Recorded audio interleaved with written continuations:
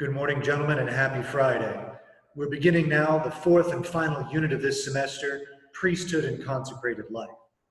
Hopefully by now you've finished the Unit 3 test, and as we transition into Unit 4, today's going to be a somewhat lighter day. We'll just do a quick little introduction of this unit, and then I'll give you all the weekend to rest, recover, and then we'll start the next week strong. I stand before you right now representing both sides of this equation of our unit, as both a priest and a member of a religious institute, a member of the consecrated life. And I'm standing here inside one of the spiritual hearts of Jesuit High School, our school chapel, our second floor chapel, where every day we have Mass said, and where actually just this morning, for those watching on Friday, I was celebrating Mass myself here at 7:15. In addition to being here in the chapel where Mass is celebrated, where priesthood is expressed in its fullest, I'm also today commemorating the beginning of this unit, wearing my Jesuit cassock, kind of the distinctive robe of the order. Most but not all orders have some kind of a distinctive robe or uniform or habit, as it's formally called. And this is just one of the many differences between all of the various religious orders. So let's begin and take a look at what all this unit is going to entail. As we look at priesthood and consecrated life, we see a number of images both on the top and on the bottom. The images on the top deal with priesthood, the images on the bottom of the screen deal with consecrated life. Going from left to right, first we see an image of Moses ordaining Aaron as high priest of Israel. Next to that, then we see Bishop Daniel Flores, the Bishop of Brownsville, Texas, ordaining an auxiliary. Now, first of all, it's worth noting that the bishop is very much seen as being in continuity specifically with the office of high priest for Israel. Israel had an entire system. There were high priests, priests, other assistants, and with this, the Catholic Church sees the bishops as corresponding to the high priest, the priests in the Catholic Church corresponding to the priests of the Old Covenant, and so forth. And you can even see, as we look at some of the various garments, look at some of the various vestments, we can even begin to see some of the places of similarity. So, for instance, the way in which the bishop is attired. One of the most obvious ways in which there's a symbolism, there's a continuity between the bishop and the high priest is the headgear. The bishop wears a pointed, kind of two-sided piece of headgear called the mitre. Now, if you look to Bishop Barber's left, so that's the Bishop of Oakland, California, Bishop Michael Barber, who has been here a few times, good friend of Father Shaughnessy's, and is also a Jesuit. If you look immediately to the image to the left, you will see the high priest of Israel fully vested, including wearing a stiff linen vestment, which is also called a mitre. This is no coincidence. The linen mitre that the bishop wears is derived directly from the linen mitre that the high priest of Israel wears. Just one of many connections that we're going to explore as we take a look at priesthood and consecrated life. There is very much a continuity between the nation of Israel and the priests of Israel and the church in general and the priests of the church. And we're going to see where's the continuity and where are the differences. Then on the bottom, we can see four other images. One on the bottom, so we see a Franciscan, a Dominican, and what's called a conventual Franciscan. So it's two kinds of Franciscans, as well as I'll take that back. It's a Carmelite, a Dominican, and a Franciscan. And so these are some of the male active orders. Next to that, we see the Carthusians, those individuals who are essentially hermits.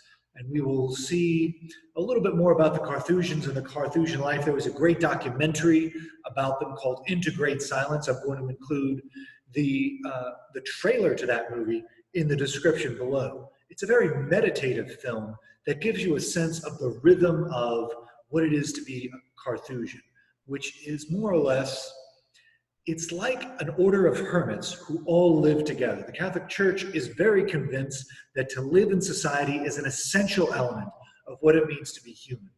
And yet, we also recognize that there are individuals who are called to a very profound sort of solitude in the spiritual life. We never want to get people outside of community. It is not good for man to be alone. Hopefully you remember that from this past unit. And so we sort of have a little bit of a compromise with the Carthusians. They live as hermits, and they live as hermits together. Then on the other two sides, you see two examples of female religious orders, female contemplative life and female active life. The young women at the bottom who are in the brown robes, those are also Carmelites. Those are Carmelites at the Carmelite Monastery in Los Angeles, California. So the young ladies who are in the white veils are novices. Black veils have taken their full vows, their full profession. Next to that, the young woman who is in the blue-looking habit with the small child there, this is a member of one of the women's active orders. So there's contemplative and active. This is the big distinction between religious orders for both men and women. This is a women's active order called the Sisters for Life. And the Sisters for Life do wonderful work in the pro-life ministry, in the pro-life field. They have retreats, they do education. They also do some wonderful work in helping mothers who have recently found out that they're pregnant, making sure that there are crisis pregnancy centers where they can go, they can get supplies, and they can feel cared for, not just while they're pregnant, but even in the first few years after. So they'll do diaper drives, formula drives, all that sort of thing. And perhaps one of the most beautiful things that the Sisters of Life do is a retreat program called Rachel's Vineyard. And that's a retreat for women, and there's also another branch as well for men, women who have had abortions or have otherwise been impacted by abortions, a retreat to allow them to find healing and reconciliation with God. And likewise, men whose partner, whose wife, whose girlfriend had an abortion, how do they come to terms with what they often describe as their lost fatherhood? So we have religious sisters who are contemplative, religious sisters who are active, male orders who are active, male orders who are contemplative. The Jesuits, of course, are an active branch, but there are many kinds of consecrated life. We're going to be describing all of this, looking at all of this as we go through this unit. As we take a look at this unit, just to give you an overview of how things are going to go, there's more or less, there's three sections within this unit, not unlike the last time. We're going to take a look at the church, then we're going to take a look at the priesthood, and then we're going to take a look at consecrated life. So with this unit, one of the first things we're going to be asking, especially in section 1, what is the church? There are a number of models, ways of thinking about the church that we're going to be looking at. 6 models in particular. And then finally, the 6th model, the one that is really able to tie all of the others together, is church as sacrament. And so then we're going to ask the question, what does it mean to say that the church is sacrament? Here we have a great image by Raphael, a great painting by Raphael, the debate over the Blessed Sacrament, as various doctors and fathers of the church are debating about the real presence of Christ, and then above, Christ himself flanked on either side by the Virgin Mary and John the Baptist, an image that we are certainly going to be coming back to later as we talk in more detail. What does it mean to say the church herself is a sacrament? And then what is the relationship with the 7 sacraments of the church and the priesthood in particular?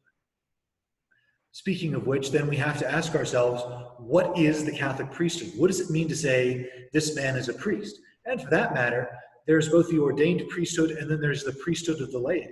How do these priesthoods interact with one another? How is the priesthood of the Catholic Church, how does the priesthood of the New Covenant related to the priesthood of the Old Covenant? When Jesus established the priesthood and when Jesus established the church, he didn't simply make up the priesthood out of whole cloth.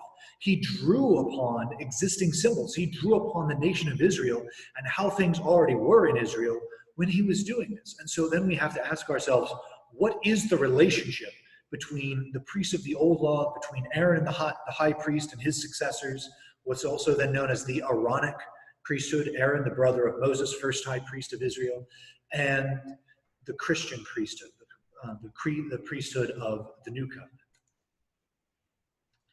And then from there, then, what is the relationship between the priesthood, the Eucharist, and the church in general?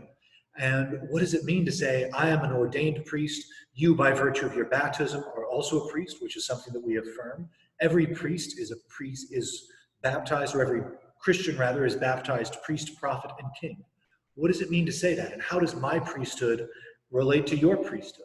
Most of you, this is going to be very important. Most of you, of course, I do not expect to go on to seek out the priesthood or seek out consecrated life. Unlike Unit 3 with family life and marriage, where it's a reasonable expectation that most of you are going to get married, most of you who are married in turn are going to have children. The majority of you, of course, then are not going to be priests, and that's fine. There are some individuals in this class that I do think could be a priest. Who, if you think it might be you, it is. Other than that, I'm happy to talk to you further. But given that most of you aren't going to be priests, how does the priesthood then relate to you? And how does the sacramental life of the church relate to you? How does the Eucharist relate to you?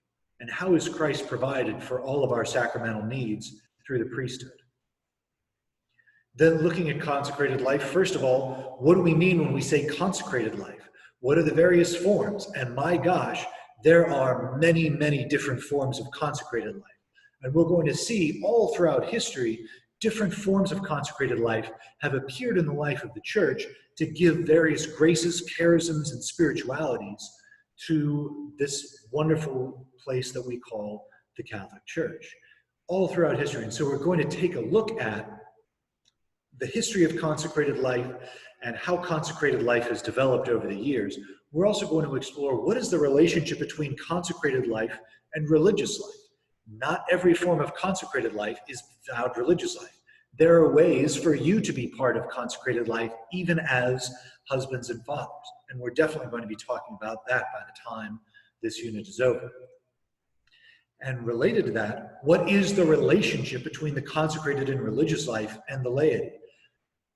One of the great gifts of religious life to the church are various spiritualities, various modes of prayer and ways of relating to God.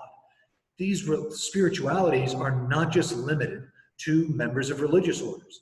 For instance, all of you have had some experience of Jesuit and Ignatian spirituality, the spirituality of the Jesuit order, and yet none of you are Jesuits. Maybe someday, but not right now.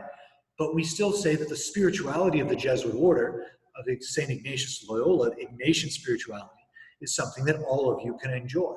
How could that happen? And again, what is the relationship between consecrated life, religious life, and the lay state? In other words, how does priesthood and consecrated life matter to you, even if you yourself do not decide, I want to be a priest or I want to be a brother? These are the basic topics that we're going to be talking about in this unit.